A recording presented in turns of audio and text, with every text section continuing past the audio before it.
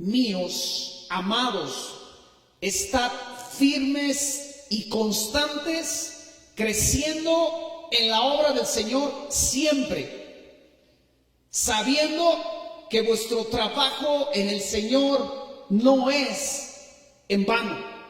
Di conmigo, me están hablando a mí. Dile al que está a tu lado, te están hablando a ti. Dile, ¿me estás oyendo, hermano? Te están hablando a ti. Porque la carta es escrita por Pablo a unos que él llama hermanos. ¿Hay por aquí hermanos y hermanas? Y dice que sus hermanos son suyos, son sus hermanos, pero que son amados. ¿Hay aquí hermanos amados? Yo soy un hermano amado, así que esta carta, este mensaje es para mí. Y dice este verso que hay una ecuación que tiene que sucederle a los hermanos amados a los cuales les escribió Pablo esta carta. Y la ecuación dice que la firmeza más la constancia arroja como resultado crecimiento. ¿Hay alguien aquí que quiera crecer en su caminar en Dios? ¿Hay alguien aquí que quiera avanzar este año, este tiempo, en esta época de tu vida, sin importar en dónde estás? Porque dice que el crecimiento es constante y debe ser siempre. El crecer del cristiano nunca acaba. En esta vida nunca acaba. Y aun cuando lleguemos allá, nunca acabaremos de descubrir la hermosura y la gloria y la magnitud de nuestro amado Redentor y Señor Jesús y de nuestro Padre Celestial y del incomparable Espíritu Santo. Pero escucha, Pablo está hablando este verso al final de este capítulo, cuando él ha hablado en un contexto, él ha hablado en los versículos anteriores de la resurrección de Cristo y de la resurrección de los muertos. Y él cierra este capítulo diciendo, estén firmes y estén constantes para que crezcan. En Efesios 4:11 al 13, si tú lo lees, dice que él constituyó apóstoles, él constituyó profetas, evangelistas, pastores y maestros a fin de perfeccionar a los santos y de edificar a la iglesia y de hacer crecer mi vida, la vida del creyente, hasta llegar a la plenitud de la estatura de Cristo. Si tú vas a Timoteo, capítulo 4, verso 15, la NBI dice lo siguiente: sé diligente en estos asuntos, entrégate de lleno a ellos, de modo que todos puedan ver que estás progresando. Y a través de estos versos que yo acabo de leer, yo puedo llegar a la conclusión de que la voluntad de Dios es que yo crezca, que tú crezcas. La voluntad de Dios para sus hijos es que sus hijos crezcan. Se lo pongo en un plano natural. ¿Qué pasa cuando un niño está desarrollándose y de repente no crece, de repente no se empieza a desarrollar como los otros niños de su edad, de su salón, de su entorno? ¿Qué hace el papá y la mamá de ese pequeño, de esa pequeña?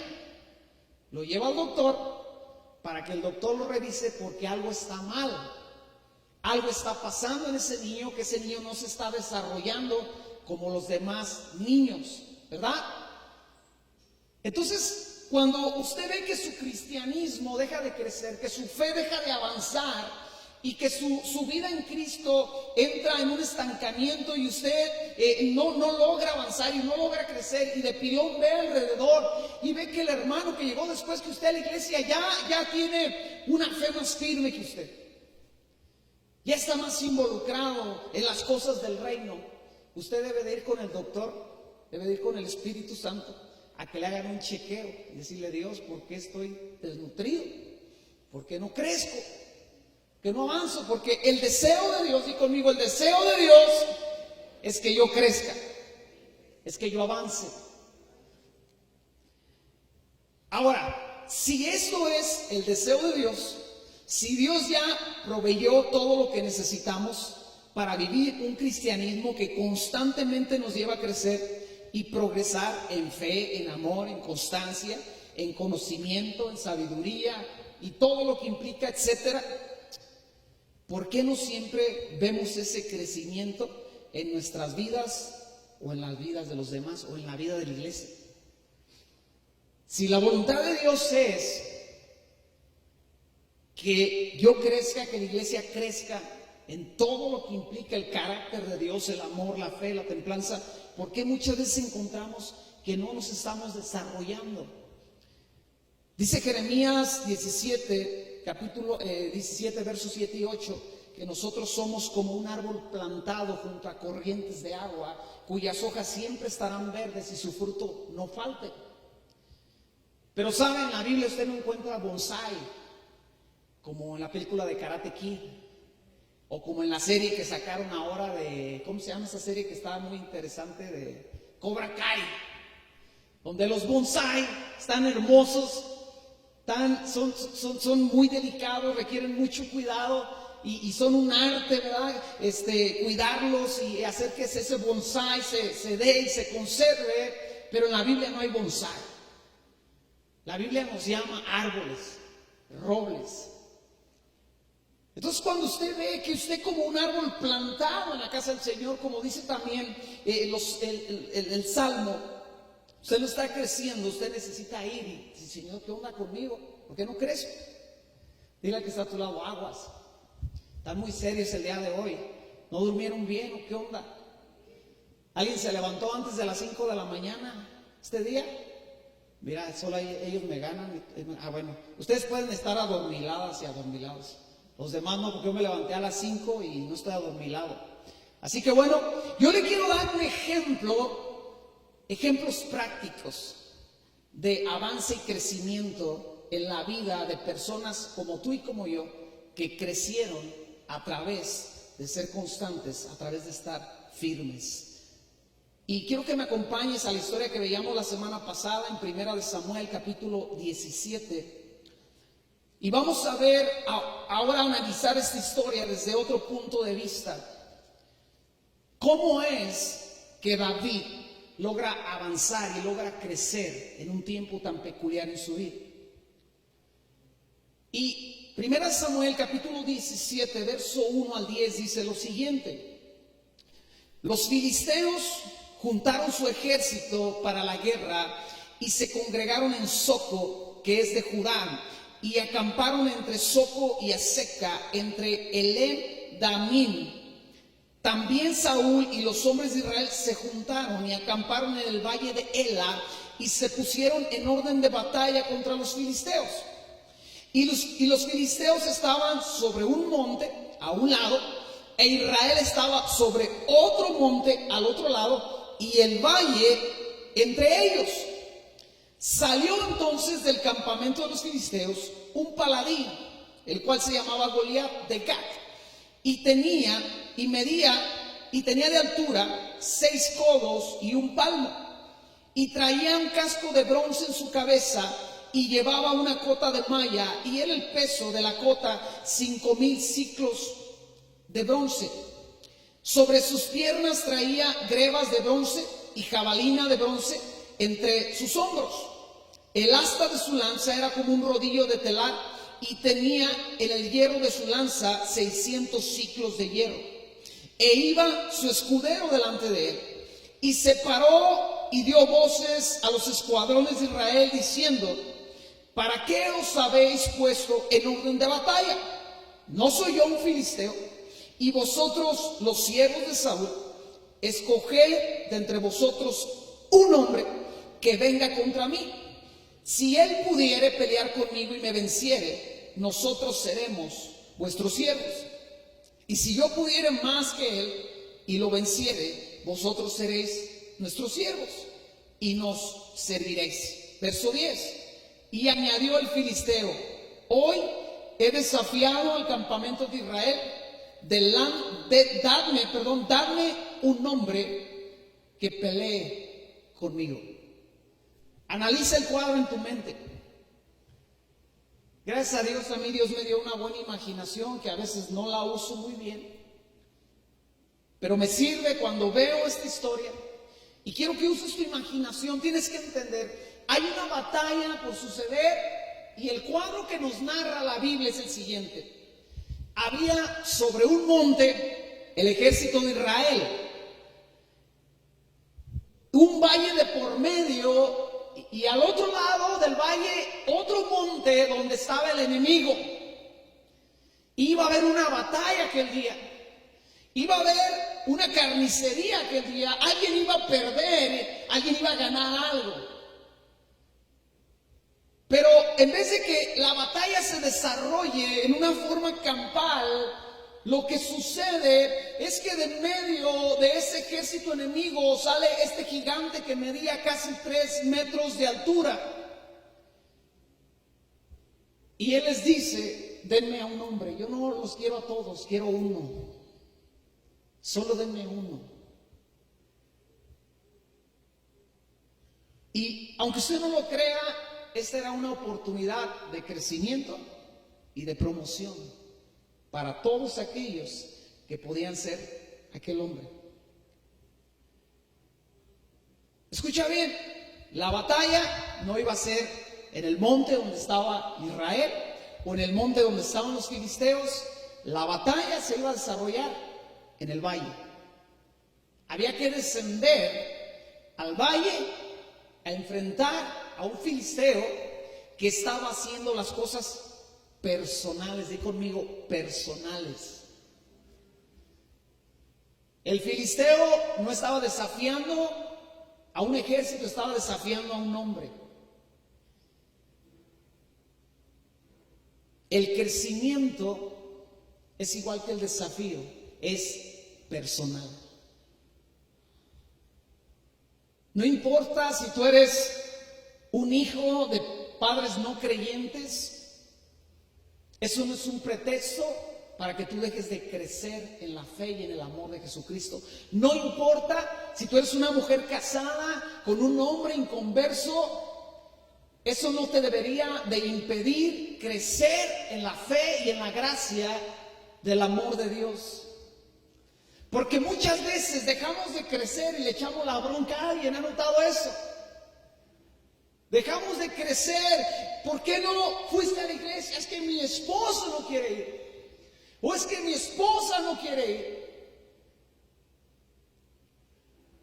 O porque los hijos dicen que porque los padres, di conmigo, el crecimiento es personal. Y el reto que este gigante estaba lanzando era personal. Él dijo, dame un hombre, yo quiero uno, no quiero a toda la bola. Ahora, es interesante cómo se va desarrollando esta historia, porque seguimos leyendo los siguientes versos, y en el verso 11 dice lo siguiente: oyendo Saúl y todo Israel estas palabras del filisteo, se turbaron y tuvieron gran miedo. Y David era hijo de aquel hombre efrateo de Belén, de Judá, cuyo nombre era Isaí, el cual tenía 8 hijos. Y en el tiempo de Saúl, este hombre era viejo y de gran edad entre los hombres. Y los 3 hijos mayores de Isaí habían ido para seguir a Saúl a la guerra. Y los nombres de sus 3 hijos que habían ido a la guerra eran Eliab, el primogénito, el segundo Abinadab y el tercero Sama. Y David era el menor. Siguieron pues los 3 mayores a Saúl, pero David había ido y vuelto, dejando a Saúl para apacentar las ovejas de su padre en Belén. Venía pues aquel filisteo por la mañana y por la tarde, y así lo hizo durante 40 días. Y dijo Isaí a David su hijo: toma ahora para tus hermanos una efa de este grano tostado y estos 10 panes, y llévalo pronto al campamento a tus hermanos. Y estos 10 quesos de leche los llevarás al jefe de los 1000, y mira que tus hermanos estén buenos, y toma prenda de ellos. Y Saúl y ellos y todos los de Israel estaban en el valle de Ela peleando contra los filisteos. Dígame si esto es verdad. ¿Estaban peleando? No estaban peleando. Estaban ahí. El siguiente verso nos describe qué estaban haciendo. Dice así: Se levantó pues David de mañana y dejando las ovejas al cuidado de un guarda, se fue con su carga como Isaí le había mandado. Y llegó al campamento cuando el ejército salía en orden de batalla y daba el grito de combate. Y se pusieron en orden de batalla Israel y los filisteos, ejército frente a ejército. 40 días, ¿qué estaba pasando en 40 días? Que cada día el ejército de Israel se levantaba y según ellos estaban peleando, pero nomás gritaban. ¡Ah! Ahora sí, vamos, va la buena. Y salían con toda su euforia, con toda la emoción para pelear la guerra en el nombre del Señor. Pero no había guerra porque ese hombre no pedía un ejército, pedía un hombre. Él insistía en que el reto era personal.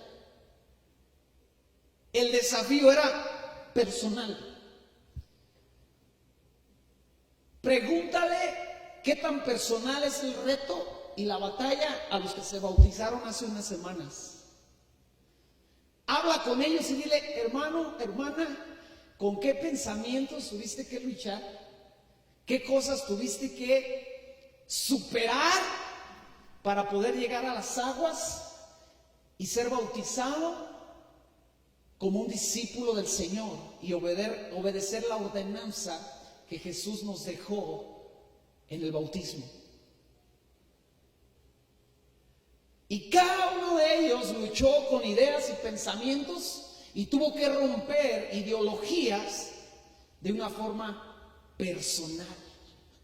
La iglesia estaba segura de que tenía que ir allá y bautizar a los discípulos, pero ellos fueron desafiados de una forma personal y tuvieron que crecer y tuvieron que tomar el reto personal.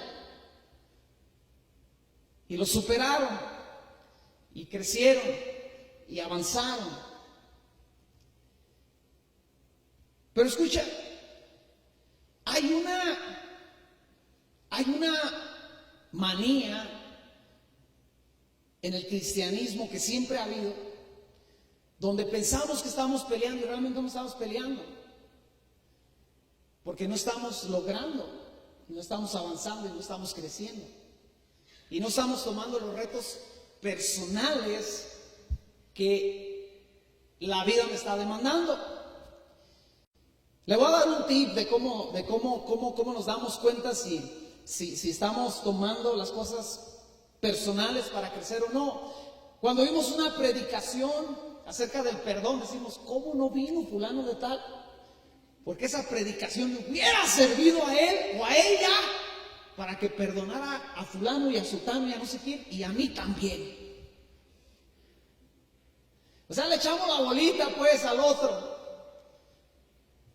En esta historia yo me imagino que como todos somos los hombres, los varones sobre todo, yo me imagino que salía el filisteo y señalaba y decía, dame un nombre. Y yo me imagino que uno le hablaba al que estaba al lado y decía, vas, Oli, aviéntate, no te muy machín, como a tu vieja si le pegas. Ahí está uno, lo que te gustan grandotes para que caigan recio. Escucha, no importa qué tanta alaraca hagamos en nuestro cristianismo, lo que importa es qué tanto enfrentamos los retos personales que la vida nos trae, o que el enemigo nos trae, o que nosotros mismos provocamos en nuestra vida. O sea, finalmente, qué bueno que mi hermano perdone a quien tiene que perdonar, pero a mí finalmente eso no me hará crecer, lo hará crecer a él. A mí me hará crecer cuando el Espíritu Santo viene y me dice, Alejandro, acuérdate que traes esta situación en tu corazón y tienes que perdonar. ¿Cómo vas? Eso me hará crecer. A mí me hará crecer todo eso. Ellos estaban en orden de batalla, lanzaban gritos, pero no había quien tomara el reto que ese filisteo estaba lanzando. quien quisiera tomar el reto, escucha, quien quisiera tomar el reto debería de considerar dos cosas muy importantes. Número uno, él tendría que salir de entre las filas del ejército de Israel. Número uno, él tendría que atreverse a romper las filas de un ejército que no estaba recibiendo el reto, no lo estaba aceptando, estaba sacándole la vuelta. Y número dos, después de salir de entre las filas, él tenía que descender al valle a enfrentarse con un hombre que medía casi 3 metros y que no solamente medía casi 3 metros, era un guerrero excelente, y no solamente era un guerrero excelente, tenía la mejor armadura que un guerrero pudiera tener en aquellos días. Dos cosas, tenía que romper las filas. Y sabe que muchas veces ahí nos quedamos y no somos de los que rompen las filas diciendo, sale, yo voy, yo me la aviento, yo me la rifo. Recuerdo una predicación de mi pastor que él nos platicaba cómo él empezó a crecer, y dice que él, cuando el pastor decía, ¿quién lava los baños? Yo, pastor, yo lavo los baños. Ocupamos que se haga eso en la iglesia, yo lo hago, pastor, yo lo hago. Le platicaba a alguien un testimonio de un hombre que yo escuché predicar, un hermano ya maduro. Recuerdo que su nombre era Juan, no recuerdo su apellido, pero este hombre dice que él llegó a una congregación como a los 17 años de edad, se convirtió, una pequeña iglesia. Y que el pastor, cuando él tenía como un mes yendo a la iglesia, el pastor dijo, hermanos, nos están solicitando a un hermano que vaya a tal misión porque tiene necesidad. Y dice que él volteó a todos lados y nadie levantaba la mano. Y el pastor puede decir, hermanos, hermanas, necesitamos un varón, la hermana fulana de tal, allá en tal lugar está ocupando a alguien que apoye en la misión. Y dice que como con un mes de convertido se levantó y levantó la mano y dijo, pastor, yo voy. Y el pastor lo vio y dijo, ¿cómo? O sea, ¿cómo te mando? ¿No has pasado por un discipulado? ¿Tienes un mes de convertido? Pero como no había nadie más, el pastor no tuvo otra opción que mandarlo, un jovencito de 17 años de edad, a una misión que él no sabía de qué se trataba. Dice que llega a aquel ranchito, a aquel pueblito, y la persona con la que él se tenía que entrevistar, con la que él se tenía que encontrar, era una viejecita, una hermana ya de años. Entonces él llega y pregunta por ella, le dicen, es ella, llega con la hermana y le dice, soy fulano de tal, vengo de tal iglesia de parte del pastor fulano de tal. Y le dice la hermana, qué bueno que estás aquí, déjame decirte de qué se trata lo que tú vienes a hacer. ¿Ves aquella chocita que está allá enfrente? Sí, la veo. Dice, hoy por la tarde, a las 5 de la tarde, tú tienes que predicar en esa congregación, tú vas a ser el pastor de esa iglesia. Y dice que sus ojos se pusieron cuadrados y le dijo la viejecita, la hermana, ¿qué tienes? Dijo, hermana, tengo un mes de convertido, nunca he predicado la palabra de Dios. Un mes de convertido.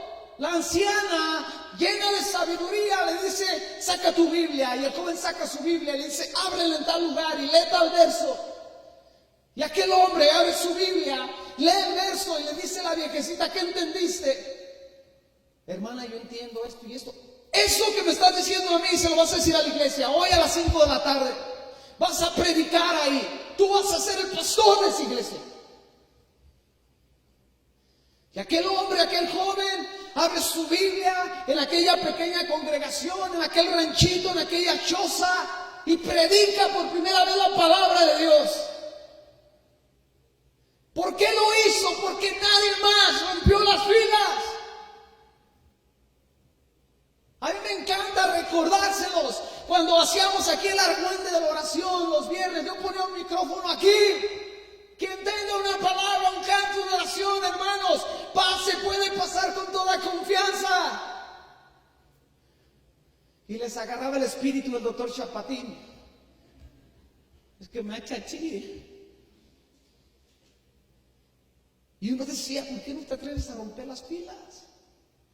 Quitamos el micrófono, dije, no música, no instrumentos, a capela, todos aquí a rajatabla. Ahora le hicimos un círculo y comenzamos a motivar a la gente a romper las filas. Yo oraba y cuando terminaba de orar le pegaba en el hombro a la persona de al lado para que ella orara, para que él orara.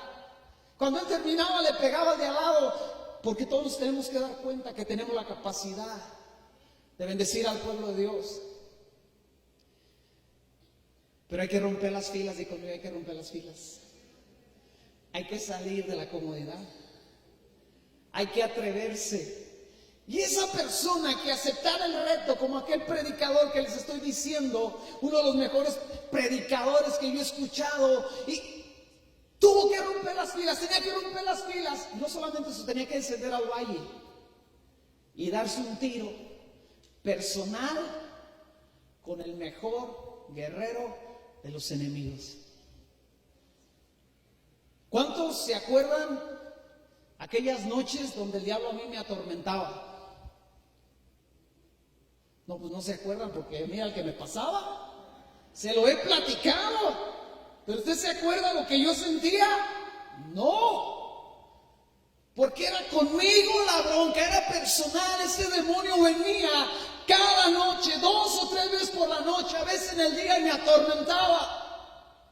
¿Qué muerto? Ni qué muerto, no es el muerto el que se le sube, es el mismísimo demonio. Era personal. Y yo me la tuve que rifar con la ayuda del Espíritu Santo, con la ayuda de Dios. El valle se llamaba Ela. Escucha lo que quiere decir el nombre Ela. Quiere decir roble u otro árbol fuerte. Ela habla de fuerza, de cosa fuerte, de un jefe político, de una pilastra. El que se atreviera a romper las filas y descender el valle debería ser alguien fuerte. Pero no malinterpretemos, porque el que se atrevió a romper las filas y descendió no tenía fuerza física, para nada. De hecho, si tú analizas la historia, si tú te pones a pensar, el que tenía que haber descendido era Saúl. Dice la Biblia que él superaba de los hombros, o sea, todo el pueblo de Israel le llegaba a los hombros, el más alto le llegaba a los hombros. O sea que si era por tamaño, el Saúl se lo tenía que haber rifado. Si era por estrategia y por nombramiento, su comandante se la tenía que haber rifado. Pero ni Saúl, ni su comandante, ni sus generales, ni sus guerreros más experimentados, ni los más, los que hacían más alaraca. ¿Usted se imagina? Siempre vemos los más gritones en todos lados. Y en ese ejército tenía que haber los que eran más gritones. Pues ni esos que hacen tanta alaraca se la rifaron. Era un asunto personal. Ahora, si usted sigue leyendo esta historia con calma en su casa, cuando David se levanta y empieza a investigar de qué se trataba el asunto, él pregunta y dice, ¿qué le va? Escucha un chisme por ahí, de que dicen uno de los soldados, ¿ves este paladín? Al que lo enfrente y lo venza, el rey Saúl va a librar a su padre de impuestos, y no solamente eso, le va a dar a su hija en matrimonio. Pues ni con todo o la hija estaba bien fea, yo creo, y por eso nadie le entraba. Fea, problemática y chismosa. Porque ni los impuestos perdonados, ni la mano de la hija del rey podían provocar que alguien se atreviera a romper las filas. David escucha y va y dice, ¿qué le van a ofrecer al hombre que enfrente a este hombre y lo derrote a este gigante? ¿No oíste, David? Le van a perdonar todos los impuestos, no va a pagar nada de impuestos. Además, le van a pagar la deuda que tenga en Electra, en Coppel y en la Caja Libertad. Yo me hubiera aventado con eso.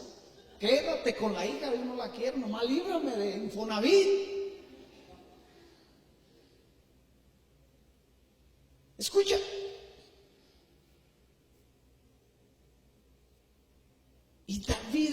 empieza a investigar y los primeros que se enojan son sus propios hermanos. Y le dice a su hermano mayor, ¿tú qué haces aquí? Nomás vienes de chismoso. Y David ni lo pela. David tuvo que enfrentar el menosprecio, pero también tuvo que enfrentar la realidad de la vida. Lo agarran, lo llevan con Saúl, con el rey Saúl, porque no había otro. Y lo llevan con el rey Saúl y le dicen, pues este monigote se quiere enfrentar al gigante. Y Tabita le dice, no te agüites, rey, yo se la parto. No se turbe tu corazón. Y Saúl le dice una verdad muy cruda. Era verdad. Le dice, él es un guerrero y tú eres un mocoso. Era neta. ¿Sabes cuando la vida te abofetea diciendo cosas como, eres una mujer que abandonó, que el marido te abandonó por otra? No te están echando mentiras. Es la cruda realidad de la vida. Eres aquel al que le pasó tal cosa. Eres aquel que ni conoció a su papá. ¿Te está mintiendo el diablo a la vida? No. Te está restregando en la cara lo dura y lo cruel que es la vida. Pero ¿sabes qué hizo David? Dijo, me vale que él esté un peladote y un enquenque, ñango, flaco, porque Dios está conmigo. Y el rey Saúl, no habiendo más, le dice, pues ve.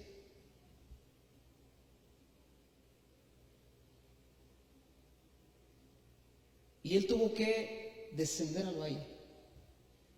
Él tuvo que ir ahí, donde no estaba su hermano mayor que hiciera el pan. Donde no tenía a nadie más, sino solo él y Dios para rifársela ante un reto personal. Y sabes qué hermoso es cuando tú tienes hermanos mayores que vienen y se la rifan por ti. Pregúntame cómo se siente cuando un hombre, un chico, un niño mayor que tú te golpeaba y llegaba tu hermano mayor y se la partió. Yo sé lo que es eso.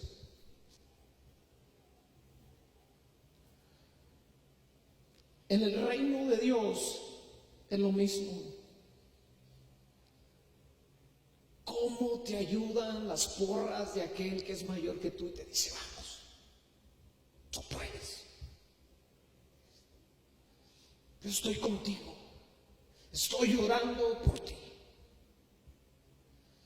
Recuerdo un suceso difícil que estábamos viviendo y aquel día yo vi a mi pastor y me dijo, flaco, me enteré de lo que pasó, nomás te quiero decir, estoy llorando para que tu fe crezca. Esas palabras levantaron mi corazón. Pero sabes, no era el caso, no había nadie más, no había otro, no había aplausos, no había apoyo. Todo el apoyo venía de Dios, toda la esperanza era Dios en aquel valle. Y David dijo, venga, échenme. Y en aquel valle, ya una vez superada la realidad de la vida, ya una vez superada el menosprecio de su propia familia, tiene que enfrentar ahora el menosprecio del enemigo. Y el enemigo le dice, ¿acaso soy un perro para que vengas a mí con un palo? Y yo creo que David le dijo, ni a perro llega, desgraciado. Dice la Biblia que lo maldijo en el nombre de sus dioses.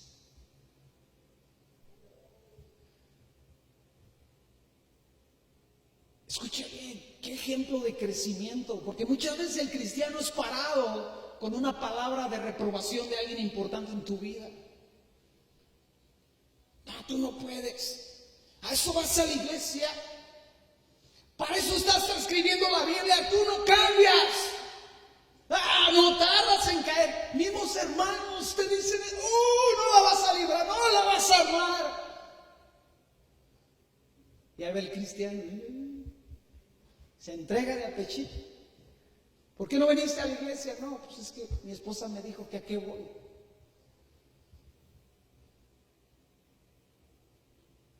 Mi esposo me dijo que no cambio. Mi esposo me dijo que de todos modos no doy fruto. Todas las personas, escucha iglesia, todas las personas que crecieron y avanzaron en las páginas de este libro tuvieron que ser valientes, necesitaron firmeza y necesitaron constancia. Y como fueron firmes y constantes, tuvieron crecimiento. La ecuación no falla.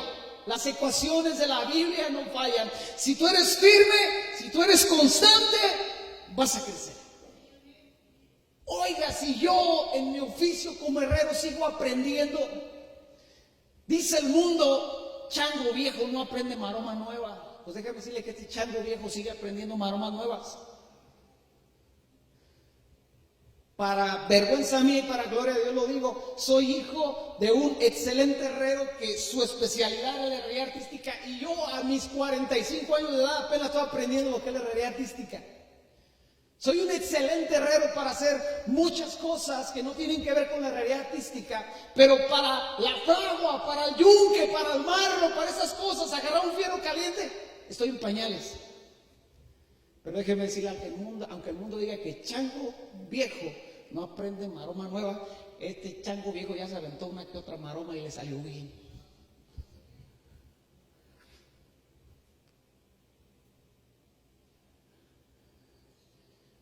Hagamos una pausa en esta historia de David para ver otra historia que nos muestra la misma realidad. Éxodo capítulo 3, vea Éxodo capítulo 3. Vamos a hablar de Moisés. En el capítulo 3, en los primeros 10 versos, dice la palabra así: apacentando Moisés las ovejas de Yetro, su suegro, sacerdote de Madián, llevó las ovejas a través del desierto y llegó hasta Horeb, monte de Dios. Diga conmigo, llegó al monte de Dios. Y se le apareció el ángel de Jehová en una llama de fuego en medio de una zarza. Y él miró y vio que la zarza ardía en fuego y la zarza no se consumía. Entonces Moisés dijo: iré yo y veré esta gran visión, ¿por qué causa la zarza no se quema? Viendo Jehová que él iba a ver, lo llamó desde el medio de la zarza y dijo: Moisés, Moisés. Y él respondió: heme aquí. Y dijo: no te acerques, quita tu calzado de tus pies, porque el lugar en que tú estás, tierra santa es. Y dijo: yo soy el Dios de tu padre, Dios de Abraham, Dios de Isaac y Dios de Jacob. Entonces Moisés cubrió su rostro porque tuvo miedo de mirar a Dios.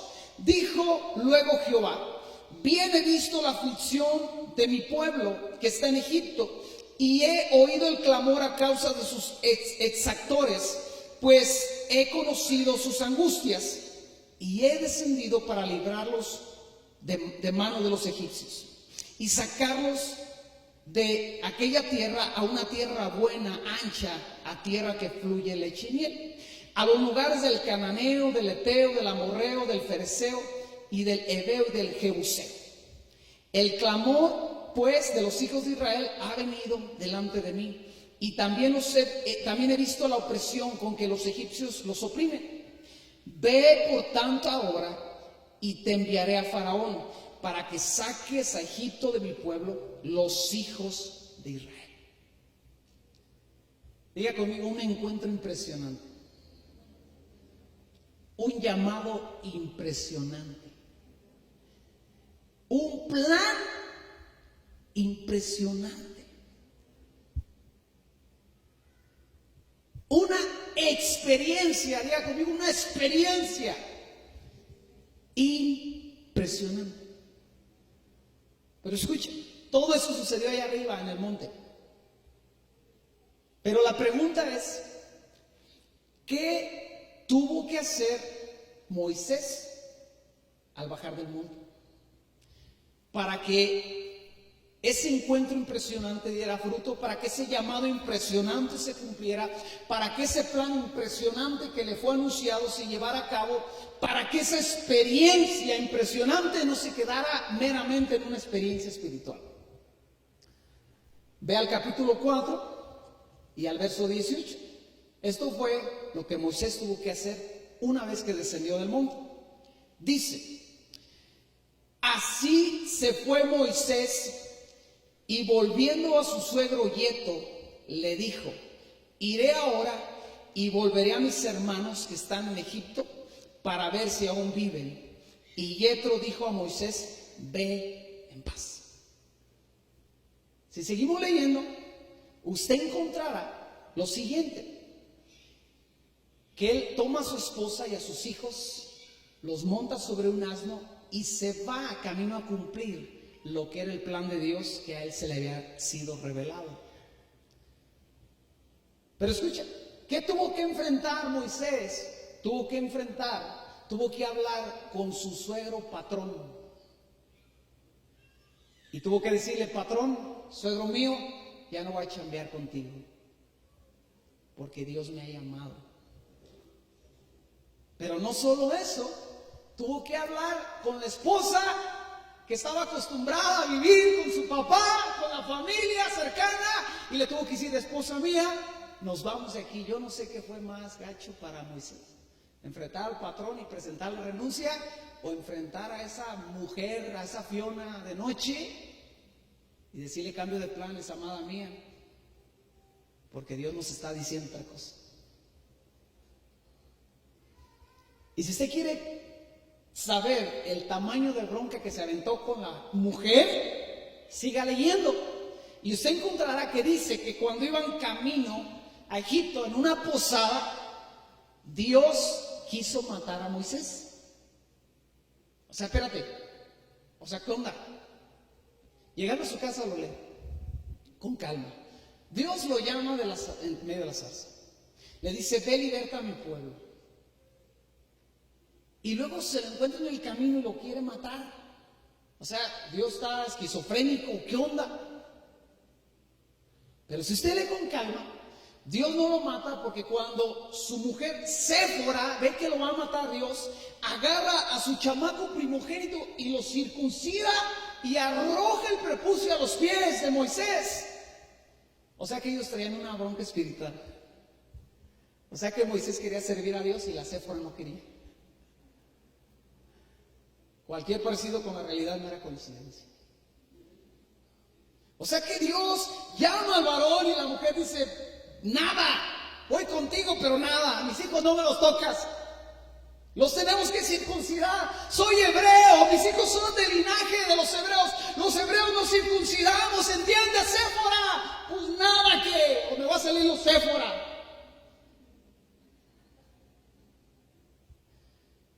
He visto infinidad de hombres que de ahí no pasan, porque la doña dice Nel y Nel. En una ocasión tuvimos una plática con un matrimonio y hace años pidieron una cita con nosotros y nos sorprendió. ¿Para qué era la cita? La cita era para decirnos un sinfín de cosas y mafufadas que la mujer alucinaba. Y el hombre estaba de acuerdo con ella en que toda la desgracia, todo el dolor, la angustia que esta mujer sufriera por culpa de la iglesia, por culpa de los y nosotros, la iglesia los había tratado bien, los pastores los habían tratado bien, nunca nadie, a pesar de que no era su obligación por ciertas cosas, les trató mal. Ella estaba alucinada que la iglesia tenía la culpa de su desgracia.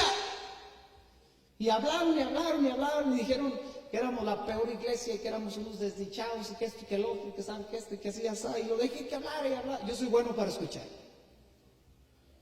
pero cuando hay que hablar también soy bueno para hablar. Y lo agarré a él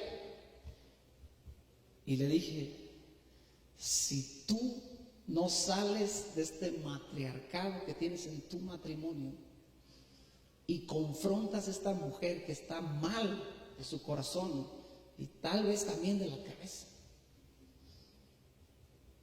Todo lo que Dios te ha dicho, que tú has dicho que te ha dicho, no se va a cumplir. Mira a Moisés. Se fueron indignados, enojados. El día de hoy ese matrimonio no existe. Él agarró otra mujer y se fue con otra. Ella agarró otro hombre y se fue con otro. ¿Por qué? Porque el filisteo sale y dice: no quiero a los dos, te quiero a ti, mandilón. Te quiero a ti con tus alucines, doña esquizofrénica. Desciende aquí. No con la iglesia, no con los pastores, tú aquí. ¿Y sabe cuál es el cristiano que supera? El que desciende y dice: órale, vámonos recios. Los traumas que nos deja la vida. Yo tengo dos hermanos y hablas con el mayor y está traumado por ser el mayor, por la mayor. Y yo estoy traumado por ser de los más chicos. Y el del medio está traumado porque es del medio. O sea, la vida trae traumas. No es que los papás sean malos, no es que los papás sean mejores o peores. Es que la vida sí es que lo perfecto no es aquí, es allá arriba. Allá donde no hay dolor y no hay angustia. Aquí, si te has dado cuenta, hay dolor y angustia y a veces más de la que queremos. Y cuando esos traumas vienen a tu cristianismo, dice: no te estoy preguntando por fulano de tal, o de qué ministerio vienes, o quién es tu pastor. Te estoy preguntando que si te acuerdas. Te estoy preguntando que si recuerdas lo que te pasó.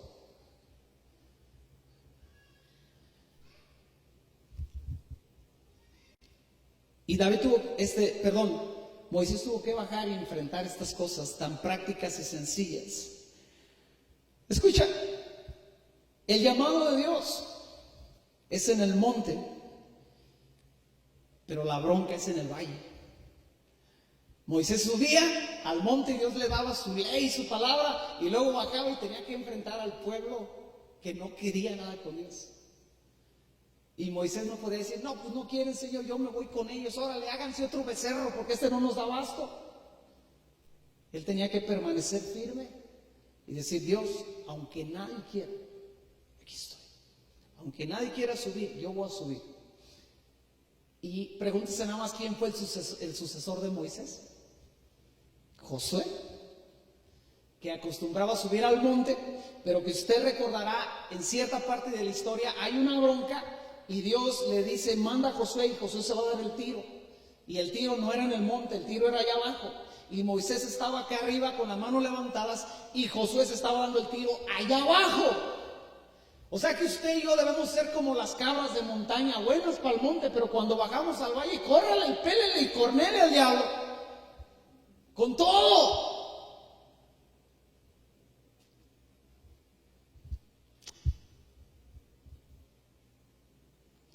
Isaías capítulo 2, verso 1 al 4, dice que vendrán tiempos donde las naciones dirán: vengan, subamos al monte del Señor, Él nos enseñará sus caminos y andaremos por sus sendas.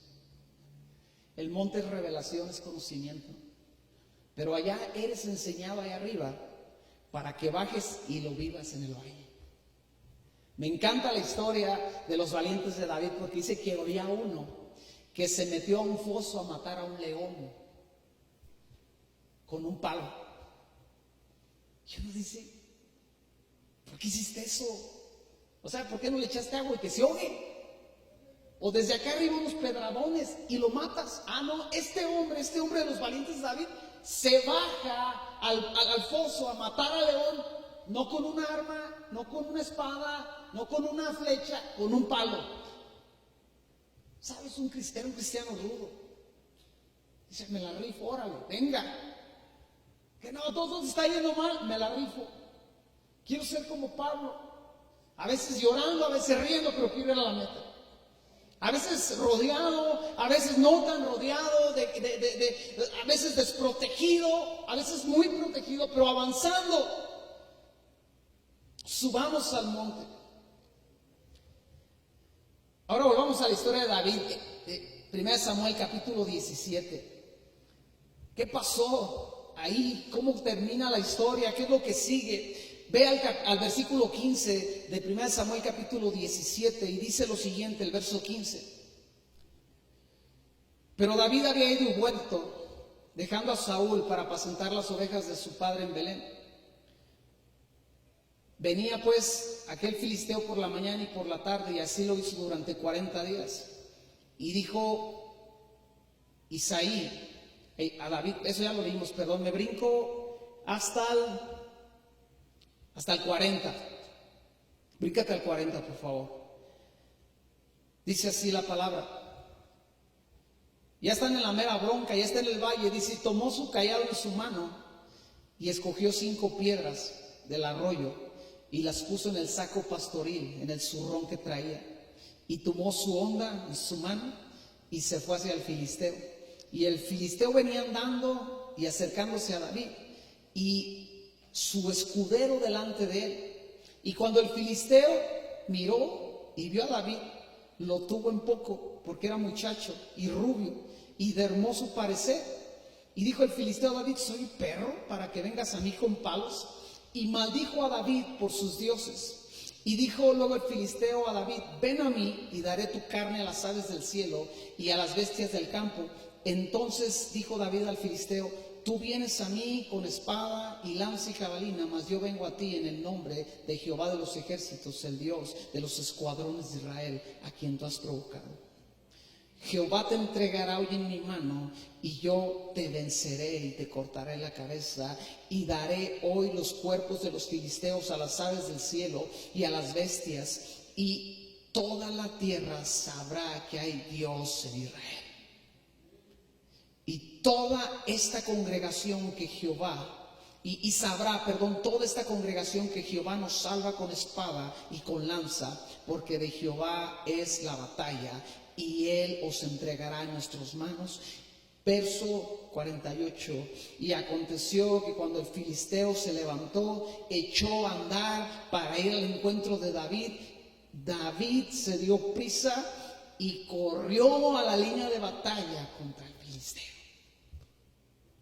O sea, este tipo es impresionante, porque cuando el diablo venía con sus traumas, él en vez de hacerse atrás, se aventaba a la línea de batalla. Cuando el diablo le decía, tú no puedes conmigo, en vez de hacerse atrás y buscar el respaldo de alguien, sabía que tenía el respaldo de Dios y corría a la línea de batalla. Decía, quiere la bronca personal no la vamos a aventar. ¿Quieres menguarme, traumarme con los pensamientos y las cosas que me pasaron? Yo vengo a ti en el nombre del Señor y corro delante de esa línea de batalla a enfrentarme contigo. Y esto es algo que sucede constantemente en la vida del creyente. El diablo viene y empieza a hacer y decir cosas sobre tu vida. Pero un cristiano que entiende cómo son los procesos de crecimiento, dice, pues a mí me gusta la bronca. ¿Cuántos de ustedes les gustaba la bronca en el mundo? A mí me gustaba. Y cuando venimos a Cristo, ya la bronca no es con carne y sangre, es espiritual. Pero igual, si teníamos pique para la bronca en el mundo, ¿cómo vamos a tener pique para la bronca en el reino?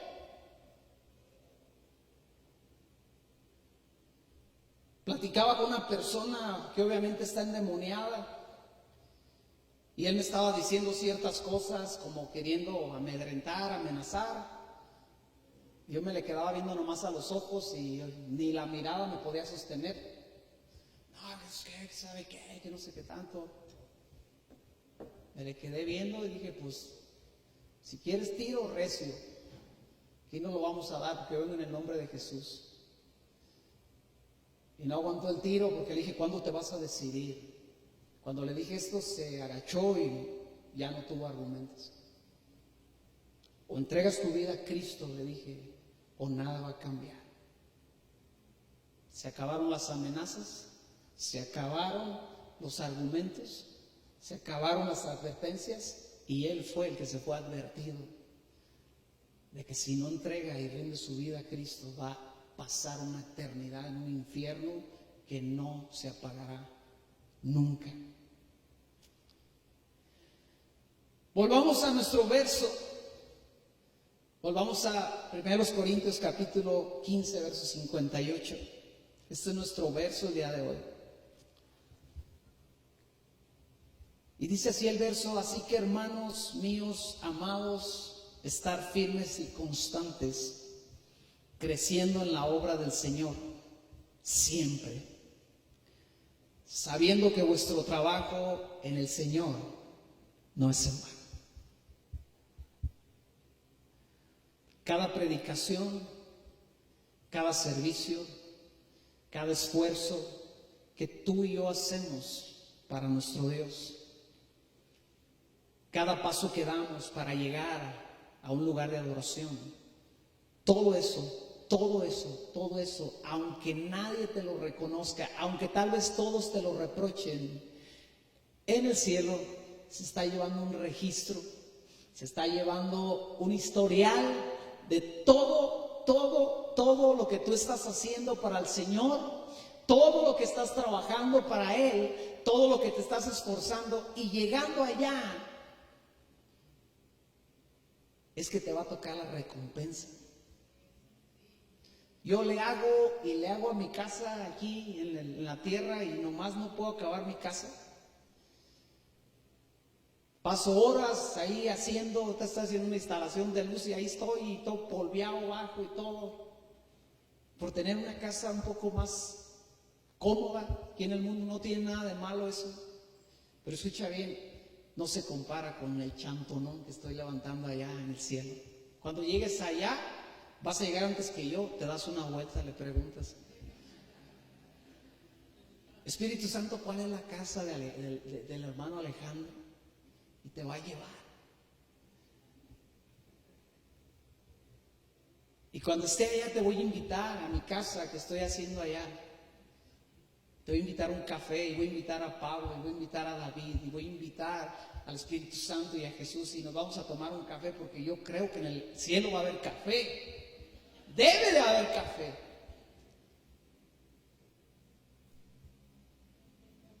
Y aunque aquí en la tierra no ves una recompensa, allá estarás recibiéndolo. Pero dice que debemos ser, número uno, firmes. Di conmigo: debo de ser firme. Para crecer debo de ser firme. La palabra firme en el original es que está estable. Estable.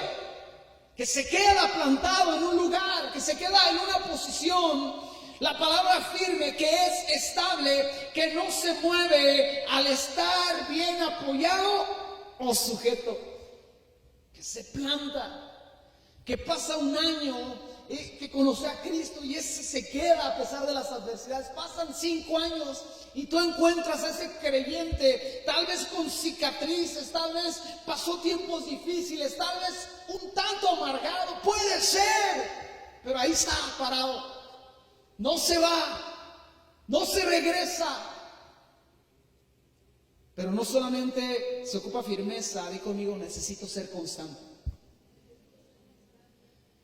Constancia que tiene constancia o voluntad firme y continúa en la determinación de hacer una cosa o en el modo de realizarla. Sigue y sigue y sigue y sigue y sigue y sigue y sigue y sigue y sigue, y pasa un año, y pasan 2, y pasan 3, y pasan 4, y pasa toda una vida, y ese tipo, esa hermana, ese hermano siguen constantes y siguen necios, aunque la vida los abofetee, aunque se equivoquen, aunque la rieguen, aunque se caigan, se vuelven a levantar y siguen firmes.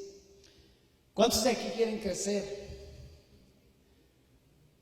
Es tu herencia y es tu derecho y es tu deber. El hermano Leonardo Ravenhill, cierro con esta frase del hermano Leonardo Ravenhill. Tenía una frase muy dura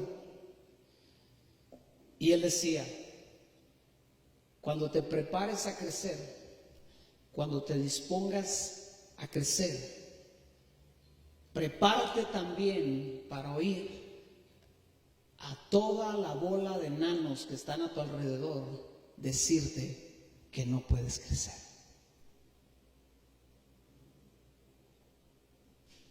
Pregúntale a David. Sus hermanos le dijeron: ¿qué haces aquí, David? ¿Y con quién dejaste esas pocas chivas que te encarga el jefe? Y David le dijo: ¿no es esto mero hablar? Así que si tú te dispones a crecer, prepárate para oír al diablo decirte: tú, o sea, tú crees que tú vas ¿a qué vas a esa clase de liderazgo? ¿A qué vas a esa clase que van a dar? ¿A poco tú anhelas un día ser un líder? Prepárate para ver esas cosas y prepárate para bajar al valle con un palo y decirle al león: sobres, vámonos recios. Nos ponemos de pie.